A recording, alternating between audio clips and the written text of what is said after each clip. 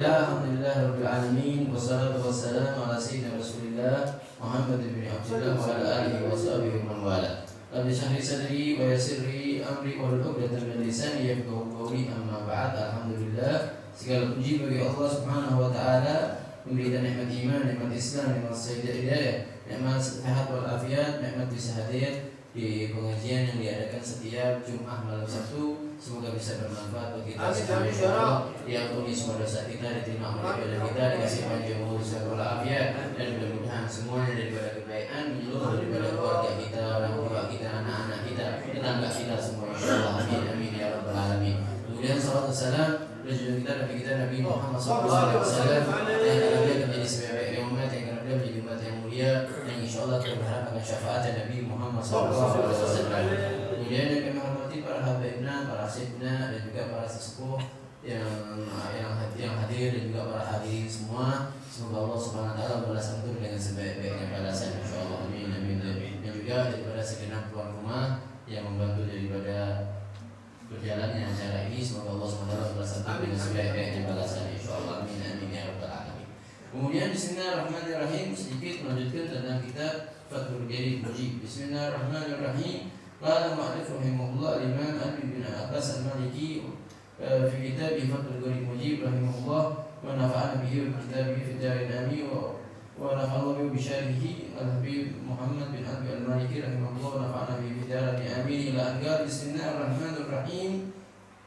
Wa an Abi Hurairah radhiyallahu anhu wa an Abi Hurairah wa ibn Umar radhiyallahu anhuma annahuma sami'a Rasulullah sallallahu alaihi wasallam yaqulu ala a'wali minbarihi. Dikatakan diriwayatkan dari Sayyidina Abi Hurairah dan Sayyidina Abdullah bin Umar, mereka berdua mendengar dari Nabi Muhammad sallallahu alaihi wasallam berbicara, la yantahiyanna aqwamun an wad'ihimul jum'ah.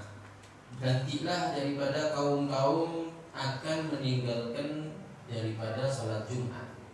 Kalau tidak, au la yahtimanallahu ala qulubihim. Kalau tidak, maka Allah akan mencat hatinya. Makna mencat hatinya maksudnya apa? Maksudnya dia akan Allah jadikan dalam hatinya jadi lalai. Hatinya enggak bisa dinasihati.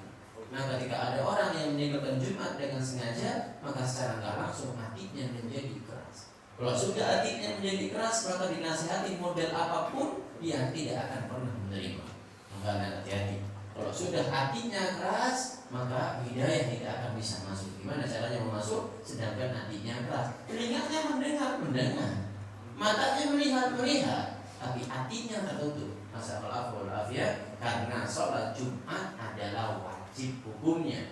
Gak bisa kita ngomong, ya wes tak ganti duhur, nggak ada istilah begitu. Begitu antum luput Jumatnya, baru boleh sholat duhur. Jadi kalau antum termasuk orang yang ahli wajib sholat duhur, kemudian antum tidak sholat duhur, antum tidak sholat Jumat, antum wajib sholat Jumat tapi antum tidak sholat Jumat dengan alasan diganti dengan duhur, tidak boleh, termasuk dosa besar. Kecuali antum orang yang sakit.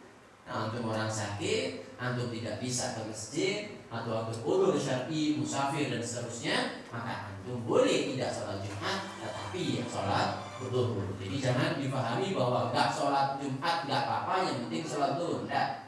Ya, sholat duhur wajib, sholat Jumat juga wajib. Makanya kalau ada orang yang dia tidak punya udzur, kemudian ada Jumat dia enggak sholat Jumat, dia sholat duhur, enggak sah sholat duhurnya. Sampai dia sudah tidak bisa mendapatkan Jumat, baru boleh dia sholat duhur. Maka oleh karena sering ditanyakan, kalau perempuan atau orang yang sakit, boleh nggak sih langsung sholat duhur ketika dengar adzan? Boleh, nggak ada masalah.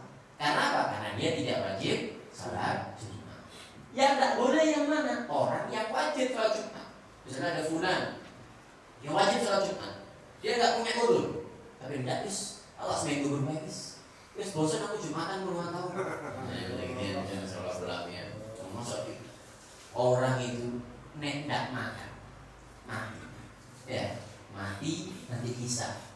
Mudah termasuk ahli surga, kalau termasuk ahli neraka tidak ada. Tapi nek ada orang bosan ibadah, ya wis ini sudah termasuk orang-orang yang ahli neraka. Kecuali Allah menggapainya dengan rahmatnya sehingga mencapai daripada orang ahli surga. Ya jangan ya. Nah, di dunia ini cuma 60 tahun atau 70 tahun atau 80 tahun. Anggap 90 tahun. Ya, yang paling tua bisa, itu udah nggak bisa apa-apa. Ya, makan sop asal jangan asem. Nggak bisa, bisanya sudah tidak bisa merasa. Nah, ngomong A, dengarnya B, dan seterusnya. Nah, yang kemudian panjang umur sehat walafiat. Amin, amin, ya Allah. Amin. Makanya kalau kepingin panjang umur sehat walafiat, itu adinda, jangan pernah bermaksiat. Al-Imam Abi Syuja, kalau pikir tidak biru, dia umurnya 120 tahun, giginya pepek, tak ada yang anggap. Dia bilang, kenapa? Iya, saya tidak pernah bermaksiat dan saya selalu sedekah. Subhanallah. Nah, makanya jadilah orang yang ahli ibadah. Namanya kalau mantapnya pengen sehat, baca Al-Quran yang banyak. Kalau pengen ingatannya kuat, hadir pengajian, nanti ingatannya kuat dan seterusnya. Ada kulihat. Nah, kemudian wa Nabi Sa'id Al-Khudri radhiyallahu anhu, Nabi sallallahu alaihi wasallam, man qara'a surat Al-Kahfi fi yaumil Jum'ah. Barang siapa yang membaca surat Kahfi di hari Jumat. Nah, di hari Jumat ya, sampai siang. Ya, sampai siang. Fi yaumil Jum'ah, di hari Jumat.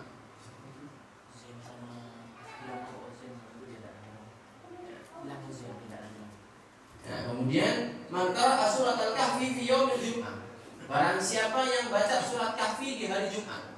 Berarti malamnya juga sunat. Ada riwayat yang lain. Nah, 112 ayat. Agak panjang. Nah, hari Jumat. Maka Allahu minan nuri ma bainal jum'atain. Maka Allah akan memberi dia cahaya daripada cahaya tersebut di antara dua Jumat. Subhanallah.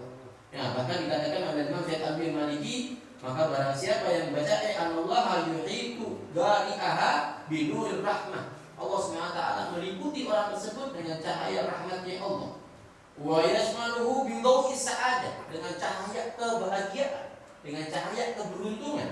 Dan gak hanya itu, wa yufiqhu lis-shalihat, dia dikasih taufik untuk menjalankan hal yang baik. Makanya bacalah surat Kahfi di hari Jumat atau di malam Jumat. Panjang iya, tapi ini antum baca sebulan aja. Sebulan untuk baca 4 pertemuan aja. Nah, nanti enteng, sama kayak Yasin 83 ayat, sama kayak Waqiah.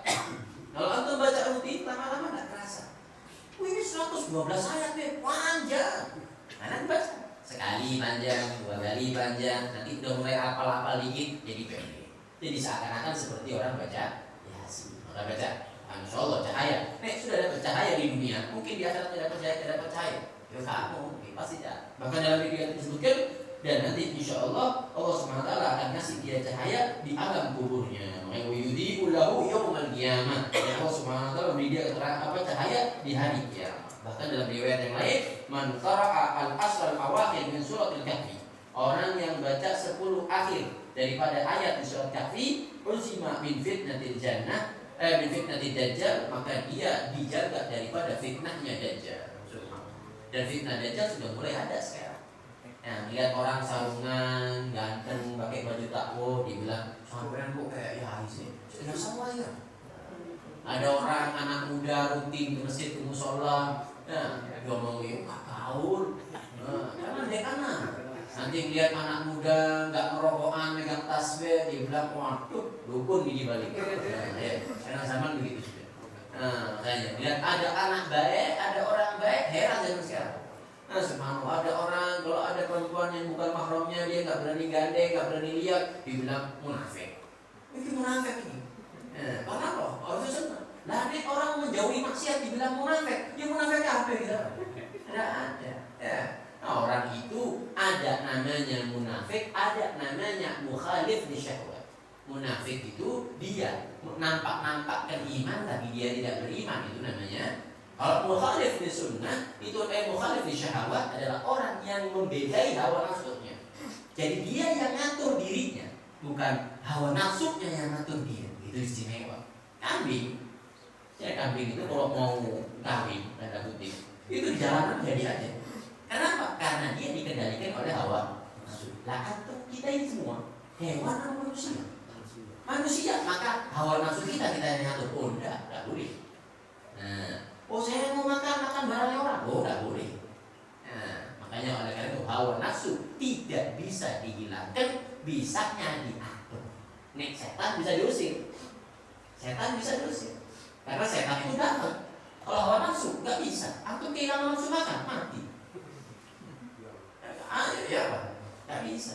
Nah, jadi nafsu itu dikendalikan dengan apa? Dengan cara tidak dituruti daripada sesuatu yang haram. Kau benar termasuk orang-orang yang bisa menjaga hawa nafsunya, jadi nafsu kita menjadi nafsu al-radiyah atau nafsu al-mardiyah, insyaallah amin amin, atau nafsu al-mutmainnah amin insyaallah amin amin ya rabbal alamin. Kemudian entar lagi kita sudah masuk bulan Muharram, nanti akan masuk daripada hari Asyura. Ya, beberapa amalan yang kita bisa amalkan di bulan atau di tanggal 10 Muharram tadi. Tapi kalau bisa ya jangan di 10 Muharram, kayak misalnya ngasih anak yatim dinteni setahun baru enak.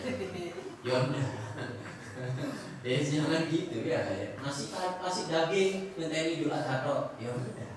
Ini maksudnya hari ini adalah seakan-akan batu lompatan buat yang maka dikatakan ada beberapa amalan yang amalan tadi itu bisa dianjurkan oleh ulama untuk dijalankan di bulan Muharram di tanggal 10 atau hari Asyura. Ada beberapa yang bersanadkan dari Rasulullah SAW. Salah satunya adalah puasa. Ahtasibu 'ala Allah yukaffir as-sanata allati qablahu. Dikatakan aku berharap sama Allah untuk mengampuni dosa yang sebelumnya ketika ada orang yang puasa Asyura.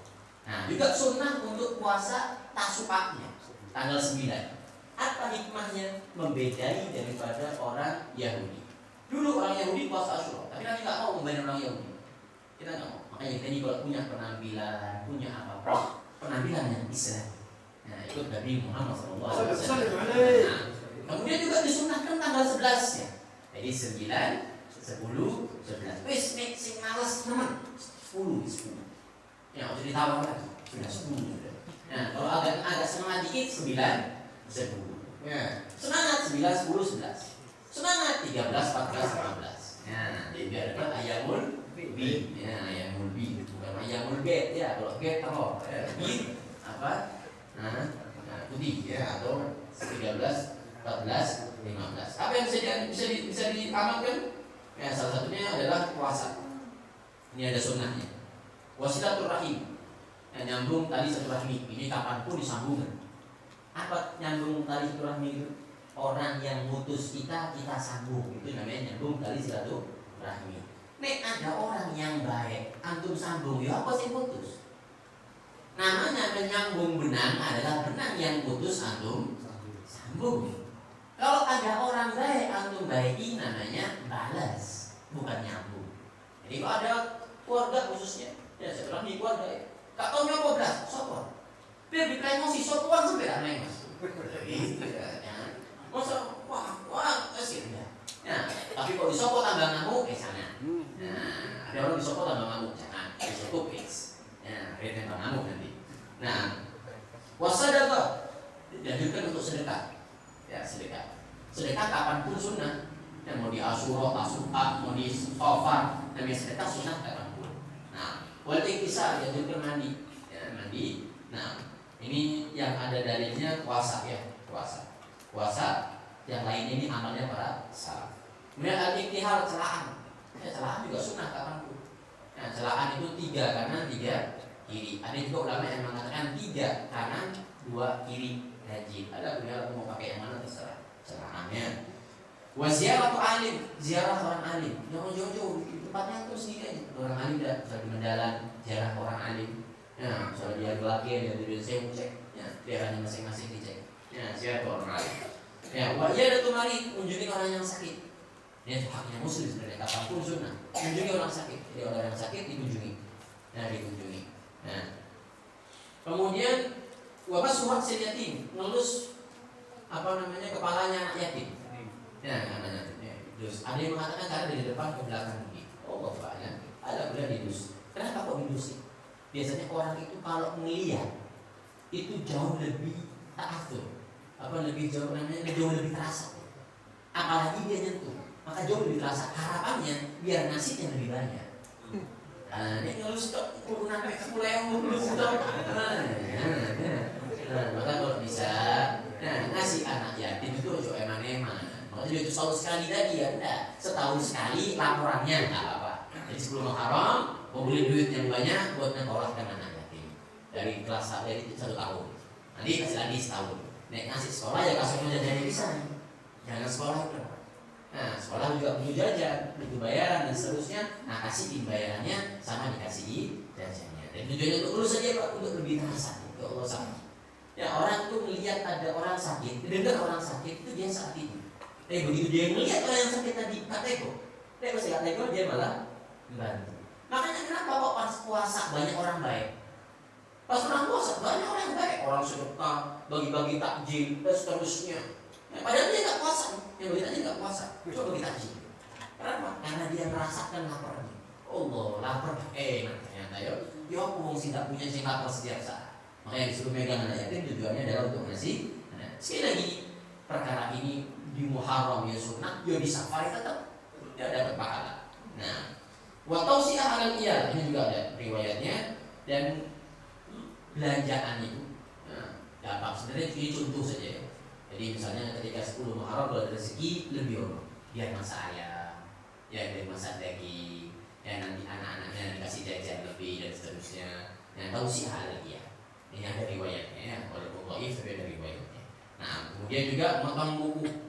Yang motong buku dan yang terakhir membaca surat Al-Ikhlas 1000 kali. Itu adalah beberapa amalan yang 1000 kali 3 jam. Dan ada lagi yang juga baca ayat kursi dengan bismillah, duduk menghadap kiblat dalam keadaan berwudu 360 kali. Urunan lah pokoknya. Jadi di musola sini duduk